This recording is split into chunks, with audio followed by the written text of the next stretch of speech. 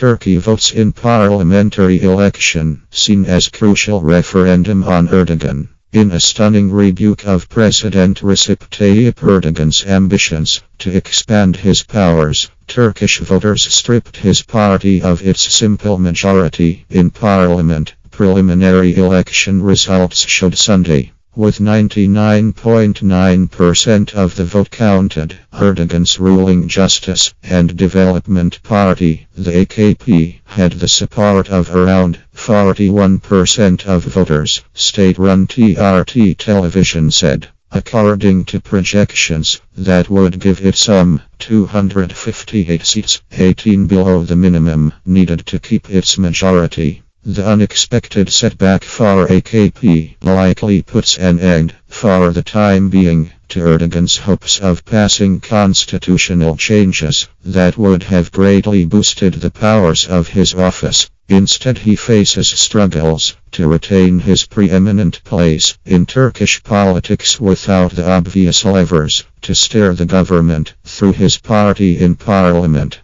The main secular opposition Republican People's Party, or CHP, got about 25% of the vote, while MHP got just above 16%. AKP received around 49% of the vote in the general elections in 2011. The setback Sunday was the first time that the party faced having to find a coalition partner since it swept into power in 2002. Erdogan himself was not on the ballot. Still, the election was effectively a vote on whether to endow his office with powers that would significantly change Turkey's democracy and prolong his reign as the country's most powerful politician. Erdogan turned the election into a referendum on his personal ambitions, said Fatih Hakura, a Turkey specialist at London-based Chatham House.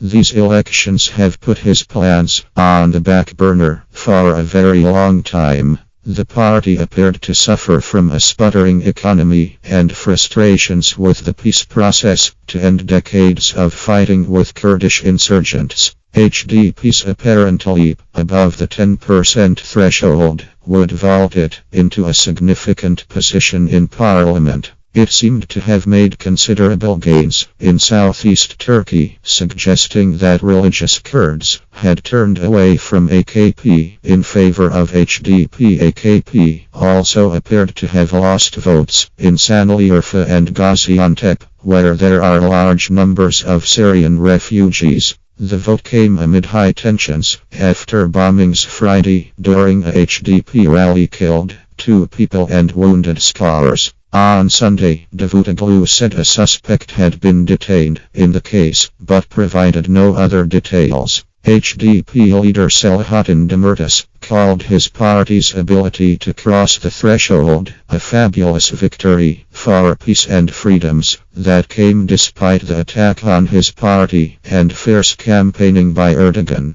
As of now, the discussions on a presidential system, a dictatorship, has come to an end, he said. Erdogan has been Turkey's dominant politician since his party swept into power in 2002, becoming prime minister in 2003 and leading his party to 2 overwhelming parliamentary election victories. In a gamble last year, he decided to run for president, banking that his party could later bolster his powers. Under the current constitution, Erdogan is meant to stay above the political fray as president, but he campaigned vociferously, drawing complaints from the opposition that he ignored the constitution. The true loser of this election is Erdogan, said Haluk Kak, a deputy leader of the main opposition CHP party. Turkey won. As he cast his vote Sunday, Erdogan praised the election as an indication of the strength of democracy in Turkey.